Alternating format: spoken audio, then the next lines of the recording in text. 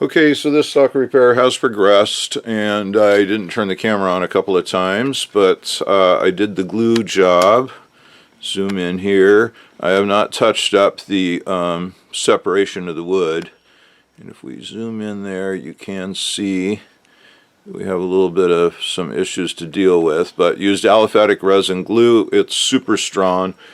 We knew we were going to have some aesthetic bummer involved in this, but I'm going to work on it and see if we can make it disappear a little better. But I think that's a really tight glue job, pretty well done. So now I'm going to pin it, and I've been wanting for a long time to come up with a method that the average home person could use when they receive a gun like this that has a straight grain stock with the grain going straight through the wrist, where it could just snap off easy peasy. And clearly at the $600 to $700 price point of these kind of air guns, we are not to expect them to be walnut, $1,000 piece of walnut with grain going sweeping through the pistol grip in the strength direction. So I think, if I got a gun like this in the mail, first thing I'd want to do is just stick a pin in it and guaranteed that it won't break.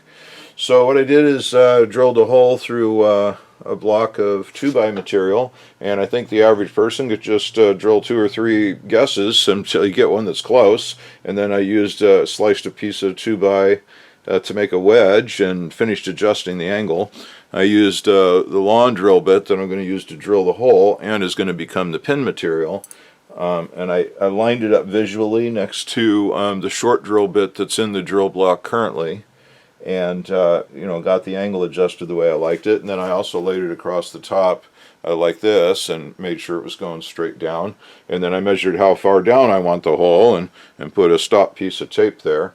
So I'm going to pull out the short drill bit that was just for getting it ready, and then get this drill bit in there and drill the hole. And then I do have some larger extended length drill bits that I could use the steel from. Once the initial hole's in there, it'd be easy to open it up to whatever size I might want. Probably going to use the 1/4 inch, but I might go up to the next size. We'll see. I thought that a person could drill the final size they want right from the get-go, but I kind of like step drilling up.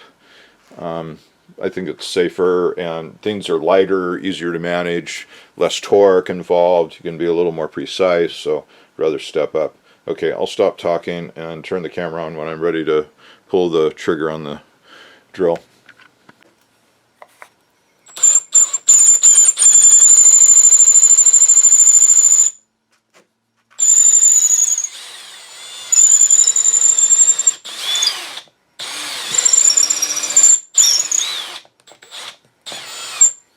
What I'm doing is pulling the chips out. You fill up the drill flutes with chips, and then pull the drill bit out and dump them out and go in and get some more wood.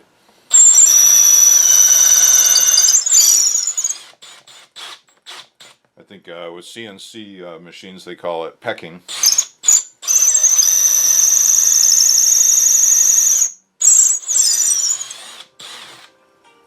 Oh, somebody's calling me.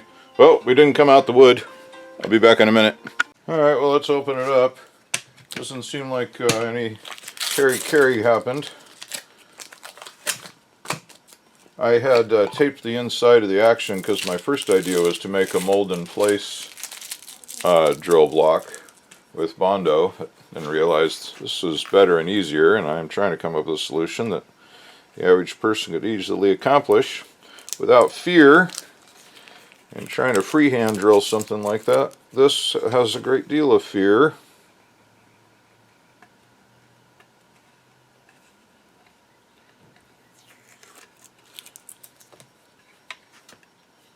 So yeah, we didn't come out of the wood. So now I'm going to decide on how big of a final pin I want to use,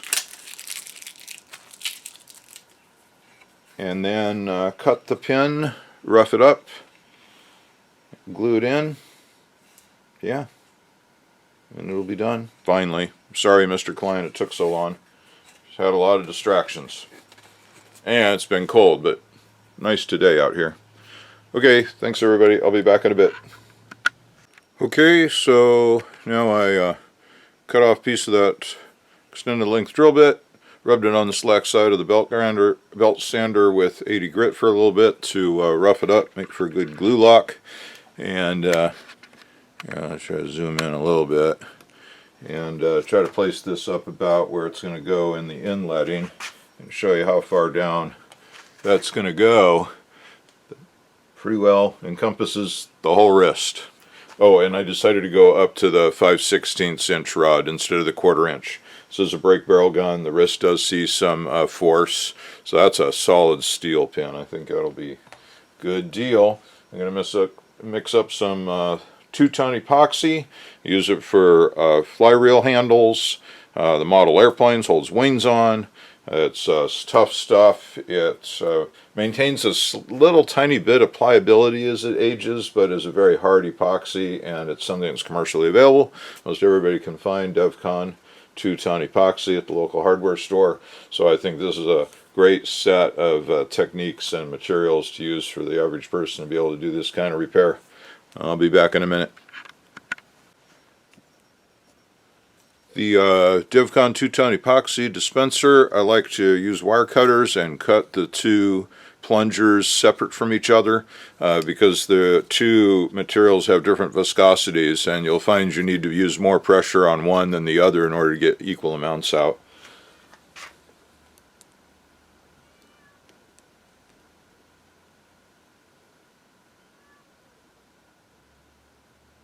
Alright, I'm going to mix. I'll be back in a minute. Okay, so it's pinned, it's strung. I made sure to cut the pin short so that I can get it recessed inside the wood, but it's awfully close. I mean, it's kind of right on the edge, and I want to make sure that I don't have the fellow's action. I have an action here that probably does fit, but I might just put it in the milling machine and just take a little swipe at it with the mill bit just to make sure that it is not proud in the slightest. But yeah, we got full engagement of that pin all the way down into here someplace. I mixed up actually 2 or 3 batches of glue, as it turns out, so I used up quite a bit. I used a smaller diameter dowel to shove it down inside the hole, and I coated the steel rod with it, and I worked it in and out and more in and out as I pushed it in. And then, well, I kind of took so long, I think I had a little bit of a hard time getting it the last way in, but I tapped it in with a punch, and I got the full depth. So now I'm going to work on the appearance a little bit, which, hello, not that bad, but you can tell that it was cracked, so I'm going to work on it. This side, a little more so. And then back here, this is smooth. It's a good fit, but you can see that. So I'm going to work on those areas, and I'll show you probably in another video how that comes out.